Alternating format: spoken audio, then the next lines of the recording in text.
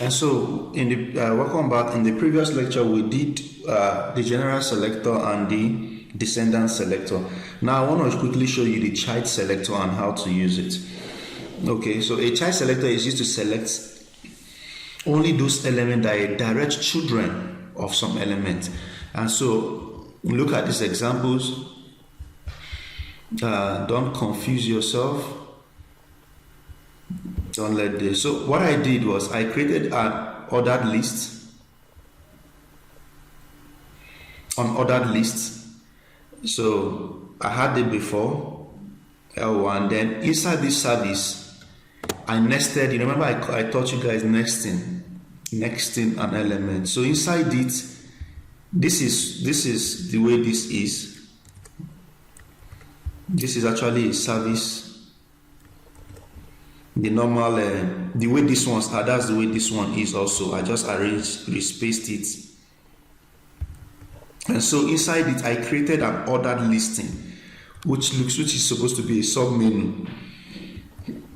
And so this is what we have. And so now, to illustrate, I did this to illustrate the child selector so that I don't waste too much time. So you can take your time and write this code. Now, like I said, a child selector is to select only those elements that are the direct children of the elements. Now, if you look at the first code styling we did, remember the descendant selector, see how we did it? We just use space, So now, but look at this. This is one level down. This is one level above this, right? Do you get? Now, we want to say all the list items of this unordered listing. So this list item are a direct children of this unordered listing. In other words, they are interrelated. They are directly related. Unlike descendants that can stand alone with or without, but this guy is related to this guy.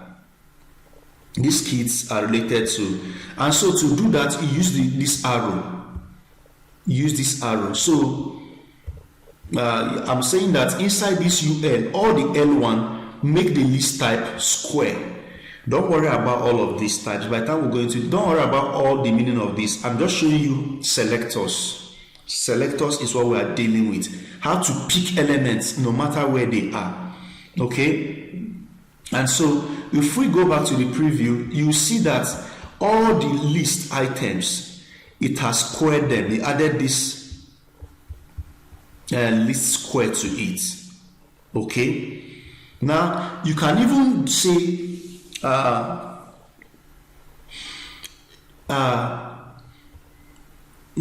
the child elements. Now these child elements have descendants. And so you see what we did here. Initially we used space to select descendant selector. And so this let me scroll down a little bit. I brought this thing, I brought this thing I used the embedded. Right? I used the embedded so that I will not have to be going from page to page every time. Okay, so don't be confused. Now if you look at this element is a child is a descendant. This element is a descendant of this and is a child, and this is a child of this. This is a descendant of this, and this is a child of this. And so to pick that, you can also do this. Select the child L1, and inside the child L1, locate the descendants. Okay? Locate the descendants OL and style it. And what is the style we added? We are saying that the list type added to upper Roman. And just this is what we did. This is a simple thing, and you can go ahead and try some elements for yourself. Okay, and And it's as simple as that. And so the next tutorial, I'm going to be showing you adjacent sibling selection.